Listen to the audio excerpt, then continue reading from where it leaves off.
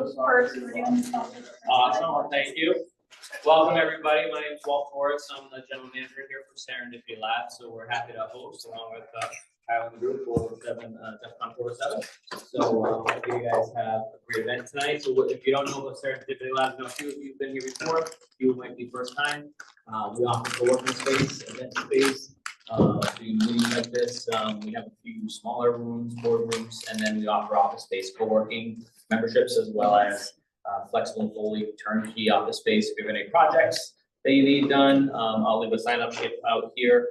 I'll pop that out there. So if you want any additional information, feel free to jot down your name. I think I owe a couple people some emails because I just found the sign-up sheet from last event when I just changed offices. So my bad, but I'll definitely send you my contact details. But if you need anything, just let me know. All right, thank you. Thanks. No worries. My pleasure. Thank you. All right, so hello everybody. My name is Sarah. I'm with Brooks Source. We are a technology and engineering staffing company, working with a lot of the Fortune 1000s across the Central Florida area.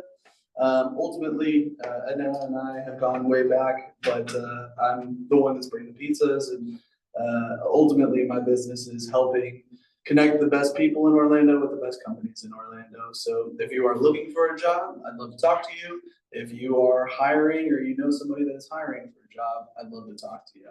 Other than that, I'll let you get out of the way. Let's see him do his thing. Awesome. Thank you. Thank you guys. Thanks for the pizza. Here, Russ.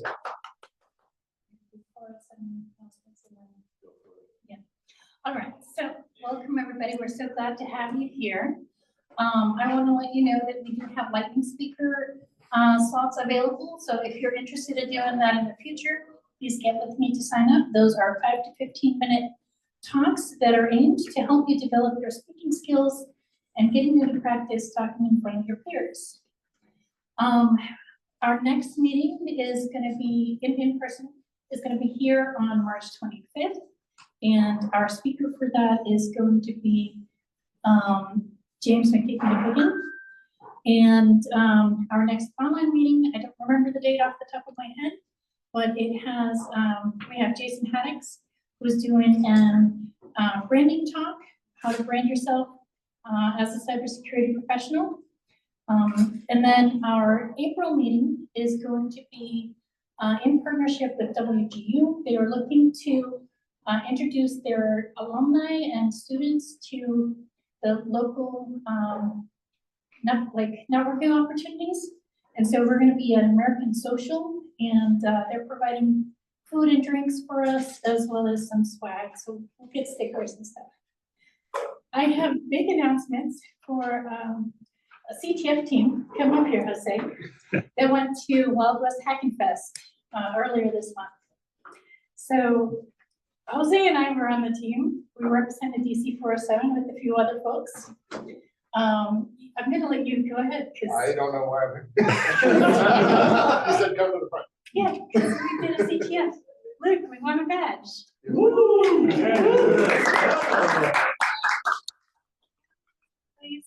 Our team was amazing, and we had double the points over the team behind us. What was the CTF about? It was an attack and defense CTF. Okay. And Jose did all the hard work. We had a lot of fun. It was essentially a blend between how fast can you write code and how fast can you phone and exploit other people. And so we wrote software to auto code everybody. We were scoring points every 5 seconds. Were you trying to block the other people as well? They were really strict about preventing other people from succeeding, but they didn't have any limits to how well you could succeed yourself. Right on. So we got first blood on every flag every time. Beautiful. Yeah. All right, so can I get a round of applause for the team?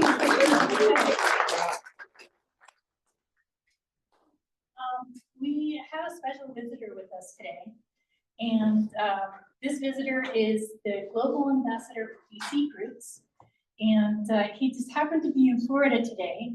And when I said, "Hey, are you in Florida? You want to come visit us?" He said, "Absolutely." So come on up. We have Jason Street. I'd like to say something. I always love going to DEFCON groups all over the world. It's like just seeing the connection and seeing people together, just trying to, like hackers do. You meet, you're talking, you're making communication, you're making connections, and you're just learning, you're understanding this is what hacking is about. It's not about computers. It's not about there's been hackers for thousands and millions of years. It's like, it's all about just innovation, thinking, and critical thinking, just like, what can you do with it? And so to see the badge making, it seemed like that's hacking, that's what you're learning. And when you're making these connections, you're seeing how many people are like, we're all sharing the same kind of information. Hackers are like, if you know something, share it. And it's like, and I love to see that happening here too. So thanks for having me. I appreciate it. Yeah. All right, so SteveJabs. Good.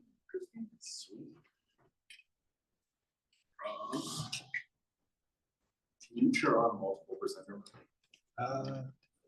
Possible. Multiple presenter mode.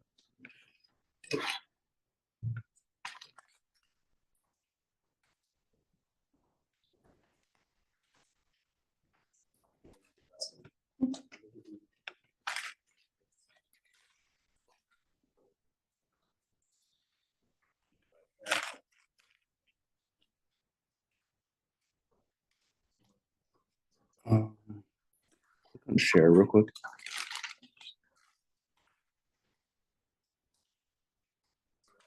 That ain't gonna do it. Click on more.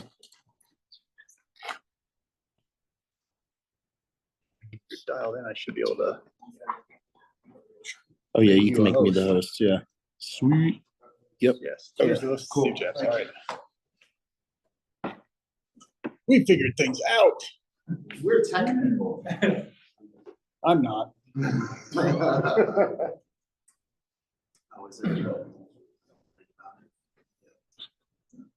you're gonna have to restart Zoom. Yeah, of course.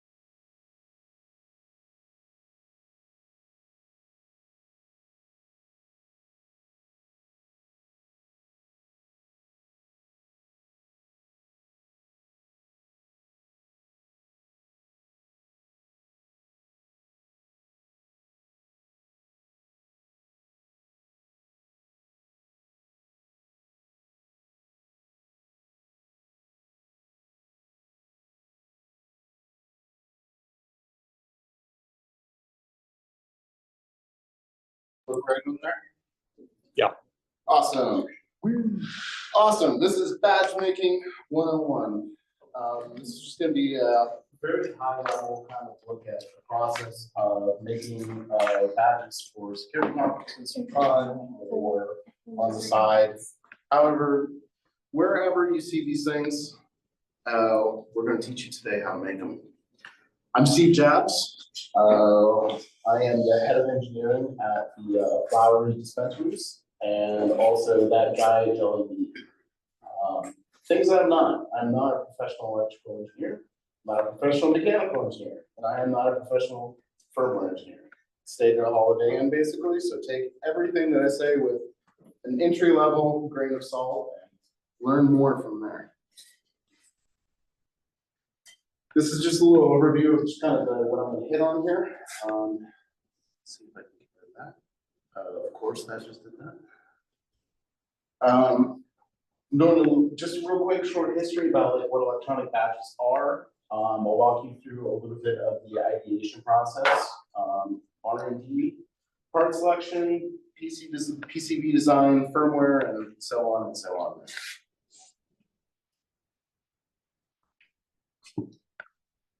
Cool. So electronic badges kind of got their root in DEF CON. So in DEF CON 14, actually after DEF CON 13, Joe Grand created a badge for a hardware hacking course essentially.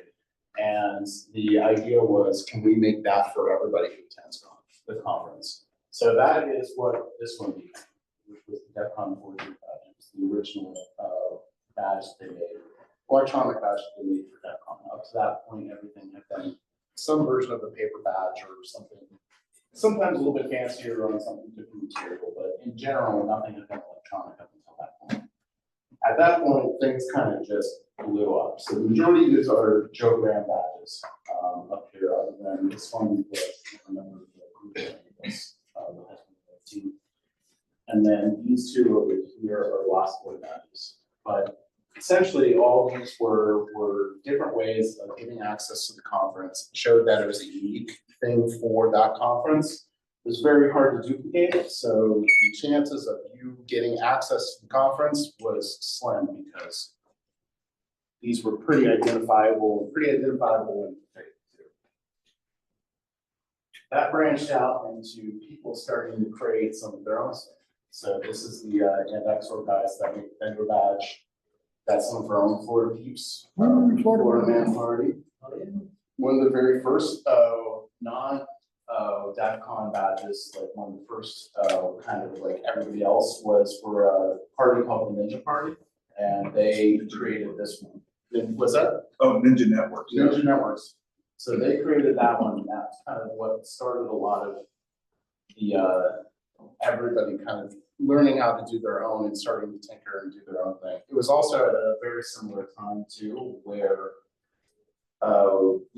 the rate to make electronics was falling rapidly, and the time frame that you could get something back in was decreasing as well. That was one QuickCon badge for 1 year, and then this was Rock 15 Labs badge. That one does like makes all those notifications and stuff go off on your phone. Ideation. Now that you know a little bit about what electronic badges are. So, like we already talked about, some of them are just like your access to a conference. So, kind of traditional electronic badges. This one was for Wild West Happy Fest. I actually have it over there. Actually, I think I have all three of these badges over there. It's basically what designates whether you're a human, whether you're a staff member, are you a vendor, or some other special role like artist or musician. Usually they're designated by different color badges. Sometimes there's a little bit of a different design. It could be a functionality type badge where maybe that badge does a specific thing. So an example is like this one triggers notifications on your phone and whistling. Some other ones could be like a Wi-Fi drop, or maybe you make a mesh task mode out of it. Or like the toy badge over there is a lie detector test. So there's different things that you could add into your badge, or a different product that you can make that isn't really a viable thing for that you can just go buy off the market. And then you can get some fun designs. And then you have some of the badges that go over the top and just do everything in one. So one of those guys is sitting in the room right now with Jose. I appreciate it that A part of the team that made this. we fell under the go over the top line. I like it. The Ironwood Cyber badge for the Iron Man one there, the arc reactor. And so theirs is really cool. It's got like a whole 3D game built into it that you can play, and it syncs up with other people's badges. And there's puzzles and things hidden in that one as well. Got one of those giveaways, but Sweet. So this was the, so I started getting into badge making after attending DEF CON and seeing all these cool things and kind of learning that this was something that was kind of an attainable thing to do. I was also into IoT stuff at the time, where I was doing a lot of mobile engineering for iOS and Android devices that talk to IoT devices. So this was a good way for me to try to learn how to do some more of embedded engineering and learn more of a hardware path. What I wanted to do after one of my first DEF CON that I went to was we were having a lot of fun. Actually, it was the second, third. We were having a lot of fun just finding noobs that were having their first DEF CON and then saying, if you found us, we would buy you a drink on the spot. So we were just trying to get people together and do that. So we had the idea of like, what if we made a badge that we could give to somebody, and if they solved it, that's when they could get their beer. And so we kind of ideated on that for a little while, and then in an unemployment lapse that I had at one point, I decided I was going to spend that time learning how to do this stuff. So I decided I wanted to learn something. I wanted it to be affordable for people to get on. Some of these badges can get crazy prices, $200, $300 for some of them. I wanted to be ready for DEFCON 30, and I wanted to have something that did something, not just like flashed and kind of looked cool. And so that was the original challenge badge that I made. This past year, I wanted to up the ante a little bit, and I wanted to take kind of what my learnings were and try to take the things that I screwed up in the prior one and make them better in this one. So some of that was, I wanted to add a rechargeable battery, because the other one we used a 2032 little 3.3 volt battery. So the length of it, while it would last a day or two, just wasn't the same as like having a full on LiPo battery that you can plug in and recharge. I also wanted to include some 3D printing into it. It's not in this right here. We'll talk about it a little bit later. I'll show you. And then I wanted to make it so that it was easy to reprogram for other people to do what they wanted to.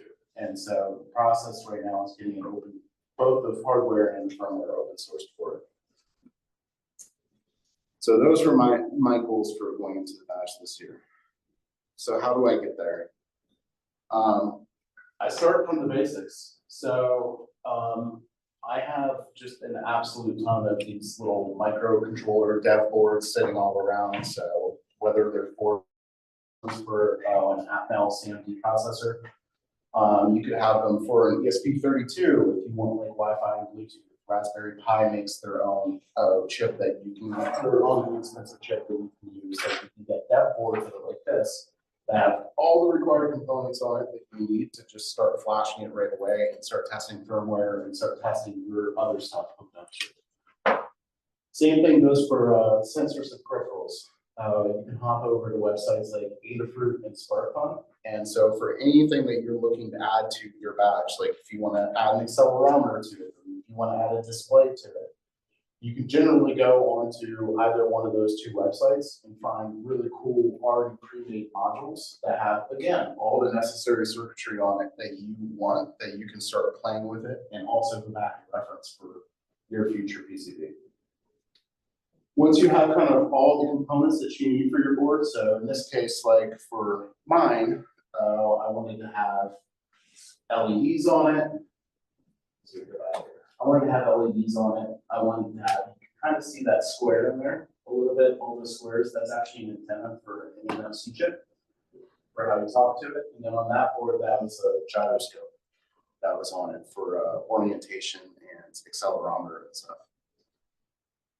So that's kind of what you're seeing over here on the right side, is basically before I even made a board or made a circuit, I tested everything together on a breadboard and started seeing, okay, this is a viable idea. There's some functionality here. I can see that this works with my phone, with Android phones, and that essentially able to test all the parts together before I even start trying to put them onto a PCB or anything.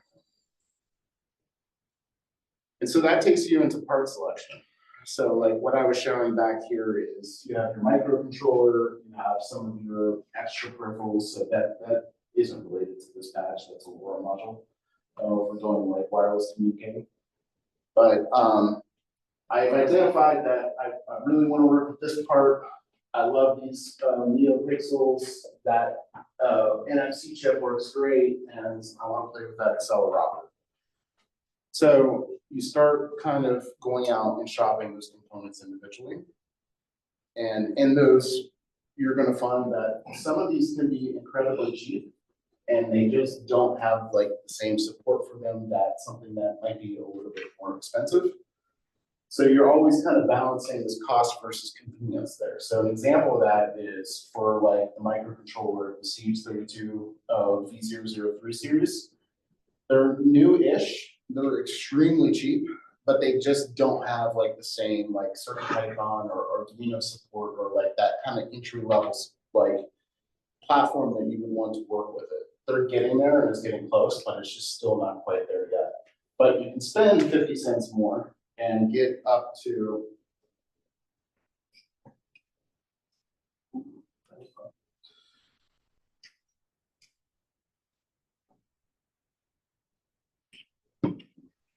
there we go.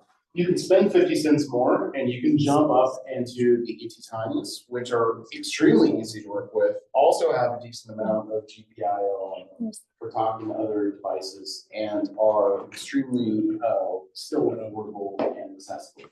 You may need to reshare your screen. Okay.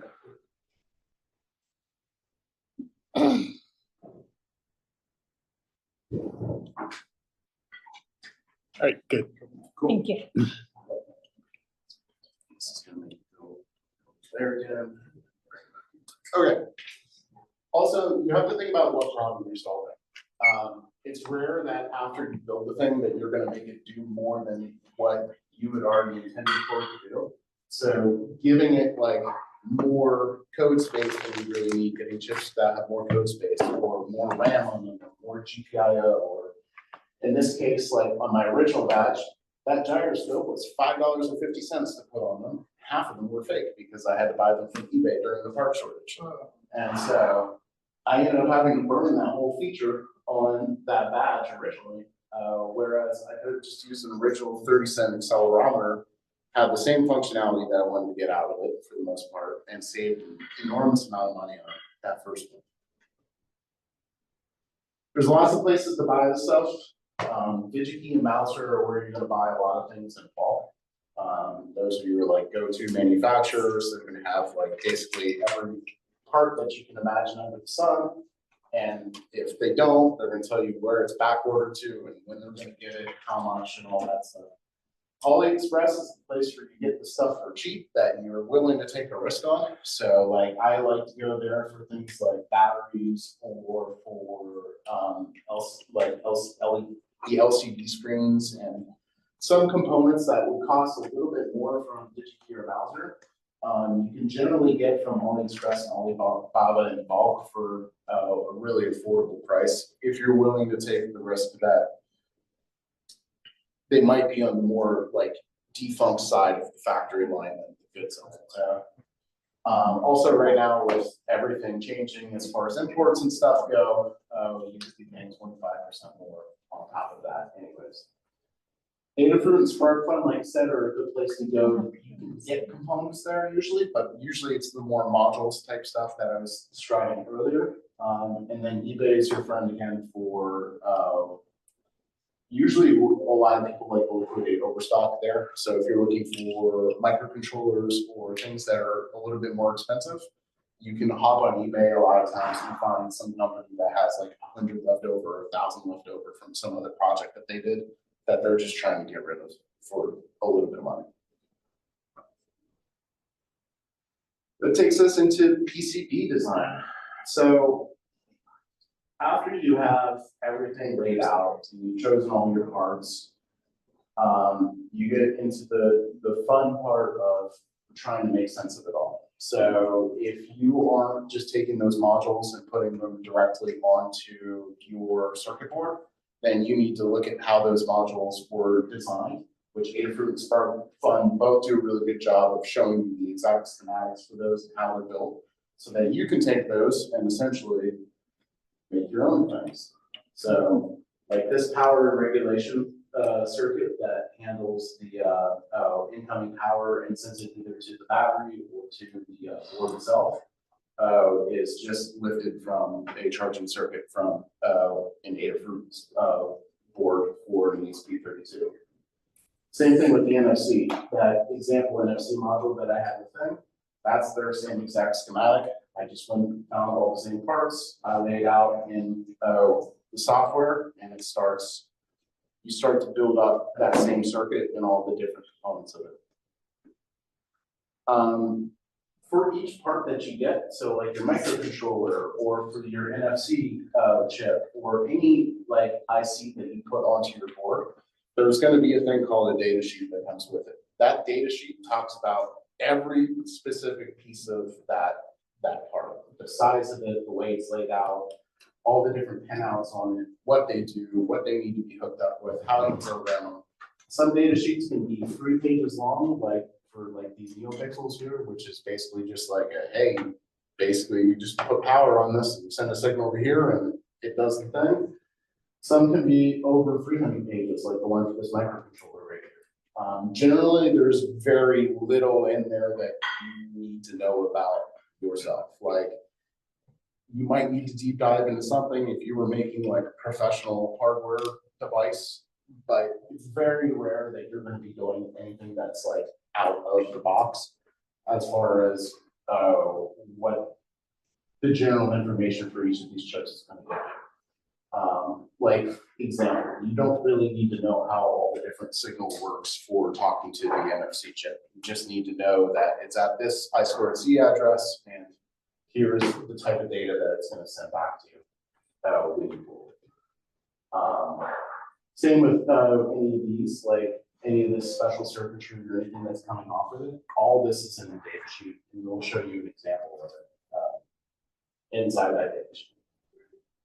So don't feel too overwhelmed by this type of stuff. This type of stuff is what gets you to the ability to do this fun stuff. So if you thought the first part was confusing enough, this can really step it up. So this is purposely, it's a little bit wild. This is the badge I made this year. It's a 4-layer badge. So there's 4 separate layers of where copper can go. And so you can see all the different routes, where all the different chips go, the holes, the antenna, everything that's kind of in the board. They even show you like what all the individual pins are. So when you're hooking things up, you can actually, it kind of gives you a guide of where things go. Oh, I did leave one slide in there that had more of some of it, so yes.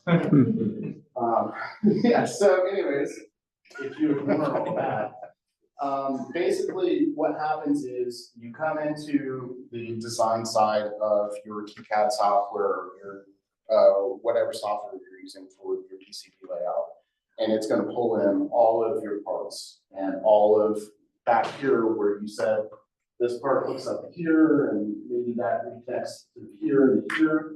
It's going to essentially like show you all the spaghetti mess of like lines and stuff that are hanging out, showing you everything that hasn't been hooked up yet and how it's supposed to be hooked up. And then it's your job to go and to find all the traces and then make sure that things aren't overlapping on the same layer, and make sure that things are properly hooked to ground or to a power plane. This is the complicated end of all that. You can get circuits that are way more simple that are just simply just a few, like if you had a few LEDs on this board and you just wanted to power it up, you could have just power and ground literally going to 3 LEDs and nothing else. So you have 2 wires there instead of like 100. Now, where your software kind of let you know if there's an error? What's that? Like where Yeah, so actually in both areas. So that's the really nice part about doing this first, is because not only do you get that hand holding, but this will go through this and spell out any places where you have any initial errors before you even go to laying out stuff. So this is going to be like, hey, you missed a hookup for something here, something's like a dead end essentially. Or if there's like a rogue component, that's why you see some X's through a couple things, because I wanted to just ignore those things. And then when you get to here too, like I said, you'll have like lines that are dragged out that are basically pointing you to connect this thing to this thing. And it's up to you to figure out how you want to do that. It's up to you to figure out where you want to place all those components sitting around. It just does the job of building that board for you. Once you've designed your PCB, you're going to jump into the manufacturing phase. And so this is where you will use something like JLC PCB, or generally they're Chinese manufacturers. Most of them have the same exact like drop in place system where you're going to take a zip file that comes out of your software for designing the PCB, and you drag and drop it straight on there, and it will load it up right on the website. You choose how many you want, what color you want your board to be. If there's anything special about it, so if you want to have it be like have a gold plating rather than silver plating, you can do that.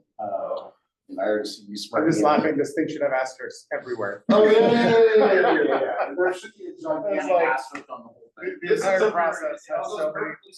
This is a very optimal, this is a very optimal, like, things worked out really well. I've had great experiences sometimes. Yes, this is that. Your results may vary. Yes, your results You will got the vary. worst recently. This last step guy, you had it pretty bad. Oh, yeah, we'll talk about that. So the very first thing that you're gonna do is you're gonna take all your files and you're gonna export them and then you're gonna upload them to the manufacturer's website. The manufacturer is gonna take those files and then they're gonna make their own design files, which is a very nerve-wracking process. After you've gone through this, is to have somebody take your stuff and then mess with it a whole bunch and somehow it works out on the other side. But they send that back to you for review. Now, let me tell you, do your due diligence and review those files because they will mess them up. So then within like after you approve it, within a day or two, it's going to start into its factory manufacturing. This is purposely like kind of like a 5-day window right here because it really depends on what you're doing. If you're just having boards printed and you're going to put your parts on them yourself, and you're going to populate things yourself, then this process can take a day. If you're going to get a special colored board, it can take an extra day. If you're going to have them populate the boards for you, it takes, usually an extra day or two. So that brings you out to kind of the complete area here. Usually they'll send you another request for approval if they did assembly on them.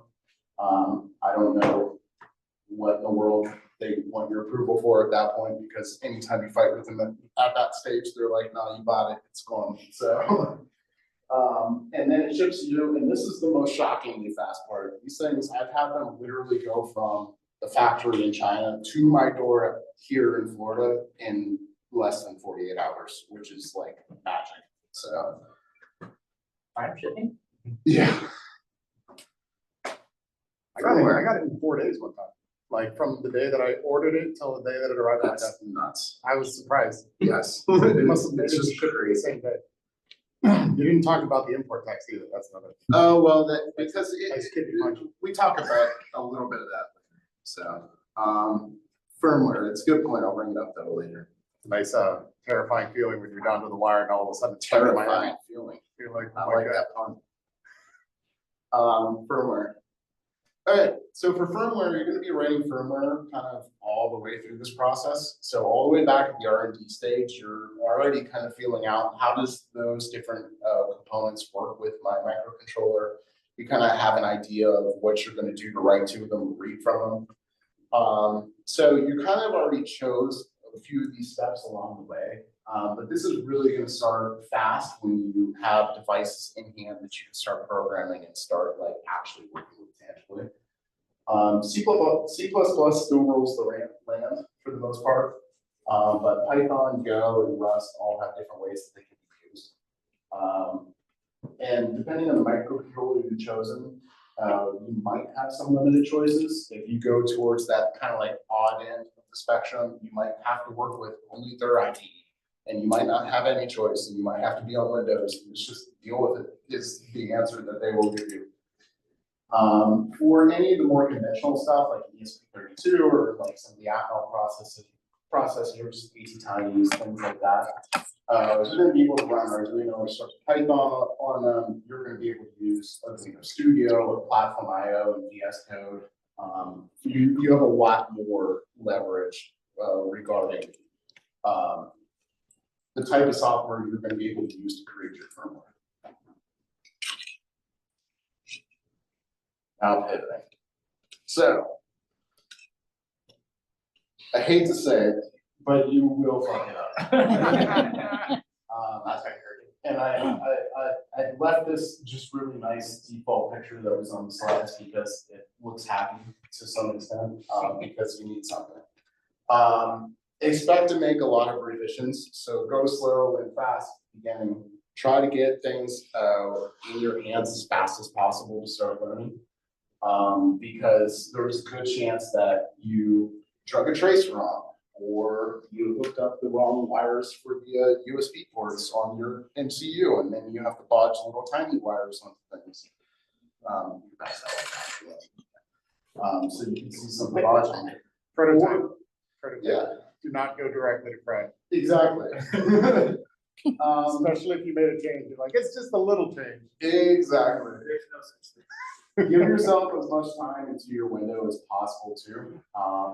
The Jose was kind of already foreshadowing some of the trials and tribulations that I had for this DEF CON. And one of those being that I noticed a really bad issue very late into the manufacturing process that I should have caught at that second step where they send it back.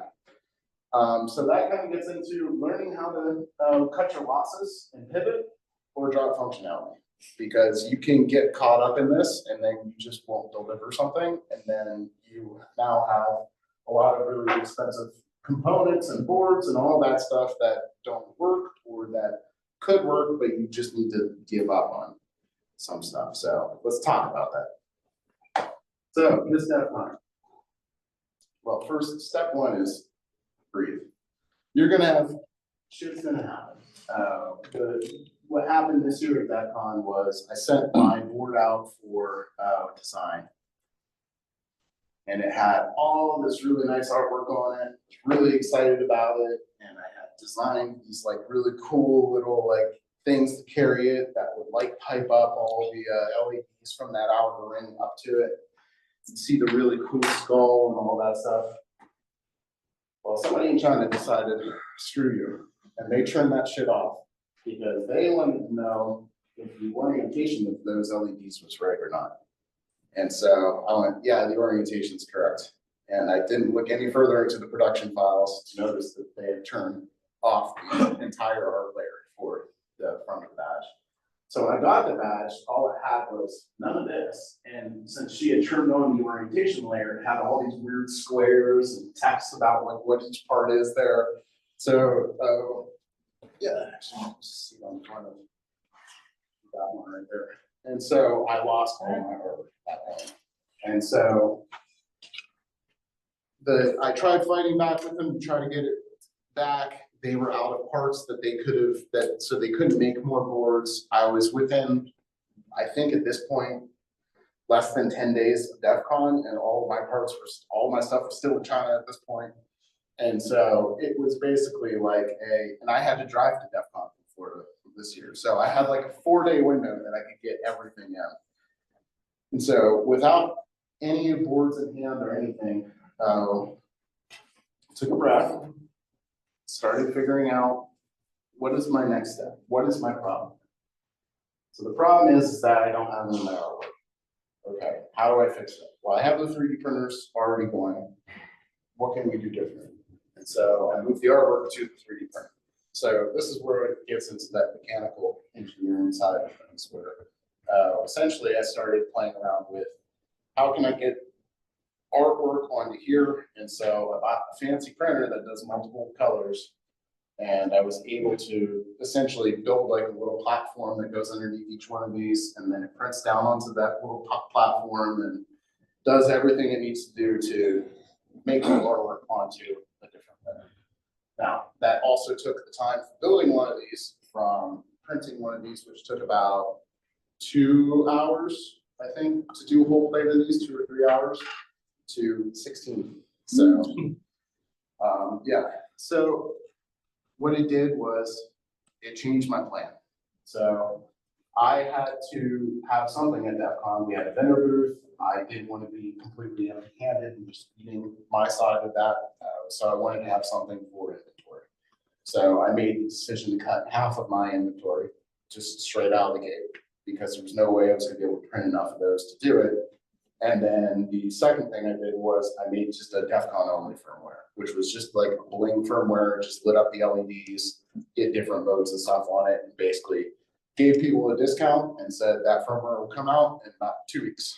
And so that's what I did, was post DEF CON, after about a week of recovery time, I got the firmware pushed out for it so that people were able to then flash it. And that leads to the fun pivot. Because of this, I now have a device that kind of had one initial use, and there was the thought process about how could I do different things with this. So now, if I just want to do a different challenge, you can just print different versions of these. And so people always have the same backing. I think it's going around somewhere. But people always have the same backing on, no, I sent another one around to put some. That's right here. Oh, cool. Yeah, so if you look at that backing, like it holds the PCB and all that stuff, so you just have to take that off, slide the new one on, and maybe this has like cool alien letters or something going around it that light up different patterns to solve different puzzles, or maybe it's a holiday one that has like snowflakes or whatever, and you can make it an ornament on your tree. Like, it's cool to just to have that ability now. It's kind of the lemonade I made from the lemons of that situation. I'm gonna hit it real quick at the end here, just talking about this. This is the kind of, that's not feed. It doesn't really have anything to do with the badge making process, but it's good to talk about. The charge or don't charge question. So some people, they want to make something give away for free, but it does cost money. So like what he was talking about, like when you get up into larger orders, you start paying tariffs on your imports and all that fun stuff. You're paying taxes that you have to out of your sales. Your parts cost money, manufacturing, your effort all costs money. You can find sponsors sometimes. Thanks, Aaron. But also charge for it. It's a lot of your hard work that you're putting into it. You don't have to make it like $300, $400 unless it maybe warrants that type of price. But like the first Jolly badge was $25. It was a really simple like coin style badge. I felt like there was a lot that was into it. It was my first take, and I charged $25 for it. And then for the most recent version of Jolly badge, I charge $100 for it at this point. So yeah. High level, you probably didn't learn anything specific, but hopefully you have something you can kind of grab onto if you're interested in it, or if you have questions, let me know. One thing just to add to, there's a pretty big community, so if you decide to jump in. Yes. Everyone starts off with not knowing where their feet are and not being on the ground, so join the Discord group and just chat and tell people what you're doing. Yeah, and the They will other, help you out. yeah, the other thing there too is that they've done a good job of like, they have like a little wiki that has like the don't fuck this up list on it. Like that's a good checklist to go through and make sure that you're not doing something that somebody else has already screwed up, like forgetting to put a lanyard pull in it, or forgetting to like test it before you actually try to sell it. Mine was just gonna be like, what are some of the resources, are there Discords or there like, Yeah. website, like So- groups that do it? The biggest one is probably the badge making Discord. But again, like if you're buying badges from people at DEF CON, they want to talk about them, I promise you that. So if you're getting a badge from them and you want to talk about how they made it, or like what goes into it, or you know, any of that, I'm an open book, I know that. I'm sure that Jose would be too. You know, there's stories to tell from all these things. So that's like just talking to people and networking at the conference to the people who are selling them is probably the best one. DEF CON does a meetup, I think now, actually after conference, like official like time slot. And then there's the Discord group, which if any of you guys want access, let me know. And then that has a couple hundred people in it. And then outside of that, the DEF CON forums are probably another good spot. So There's like a Badge Life website that's pretty awful. It's getting better. It's linked. It's a GitHub pages. I say that because I'm helping build it.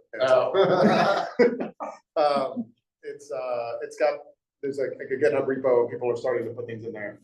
I put all the PCBs from all the RN Wood badges on there. I put all the CAD files and all the artwork and everything's all uploaded in there. It's like a relic, right? So if anyone wanted to rebuild it, all the files are there. that's cool. If anyone wanted to make their own. So, I mean, the reason why people share is not necessarily you want to make the same badge, but you want to go, that was neat. I want to do what they did. Let me go bring their files up, copy paste this chunk. And then now you don't have to go figure that part out. You can start from there. nobody's generally worried about somebody copying somebody else either. I mean, don't like just clone their badge. That's awkward for everybody. But like, which I've seen happen before. It's like, yeah, essentially, yeah, it's like, this is my name, this, yeah. My badge is different. See, yours is black, mine is green. Yeah, exactly. Okay. But yeah, the cool thing about these is that they're phenomenal learning opportunities. You're always going to be learning something new. And they teach you kind of a lot of different aspects as well, like even like silly as like marketing and sales, like talking to people and just trying to push product and whatever. Although I will say at DevCon, if you have things that are blicky, cost money, people tend to just pay more, so. Can't go by with extra blinking. Yeah. Any other questions? Cool. Thanks, Joe.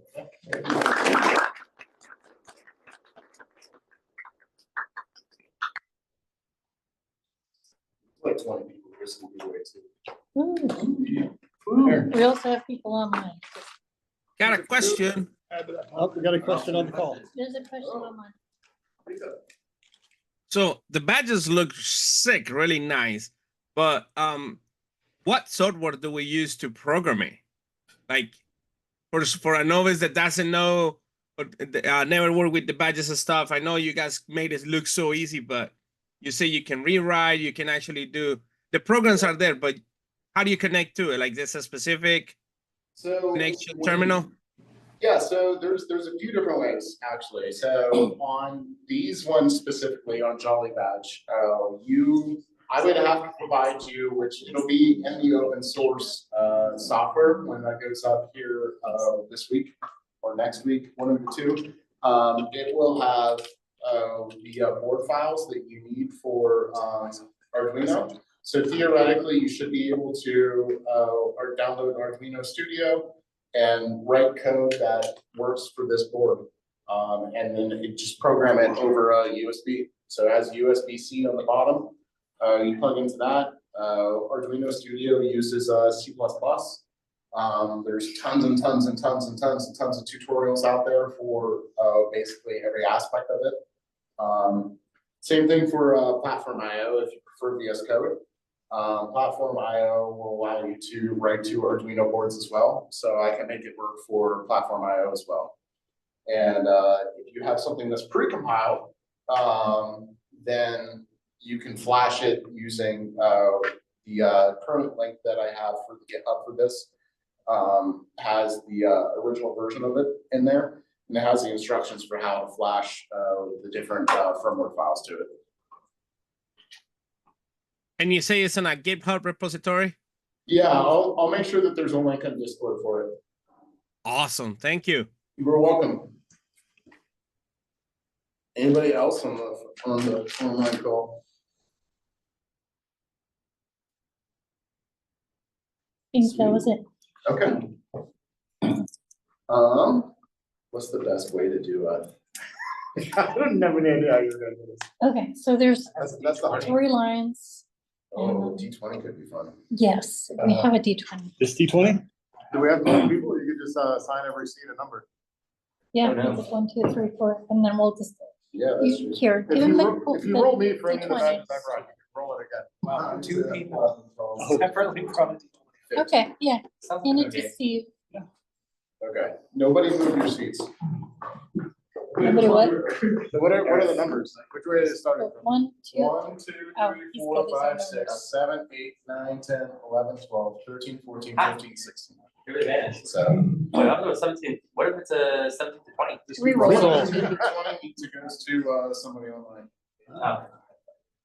Okay, first one. 3. Right here. Ooh, what a badge. You want a Jolly badge or do you want the history badge? Okay. Oh, Nice. Thank you. good choice. I have a lanyard for you in my. Thank you very much. I appreciate you. Thank you. Okay.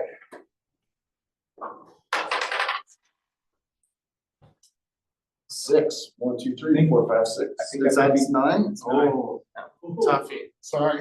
I was gonna excuse myself anyway. Jolly bag. That's fine. Yeah, I'll take it, Charlie. He already knows what's in the mystery bags. I was actually looking at mine from you, but until you didn't have it. Oh, I have plenty, but 7. You're gonna love that one. You might need to check it, you might already have. No, pre-roll, I've got one of these. Check the other bags. I don't know. It's different. Oh, is it different? Yeah. That's what I was gonna say, the mystery bags. Yeah. Yeah, they're different. Yeah, I've got one of these too. Oh, sorry. man. Yeah, You've got the hookup. Yeah. 13.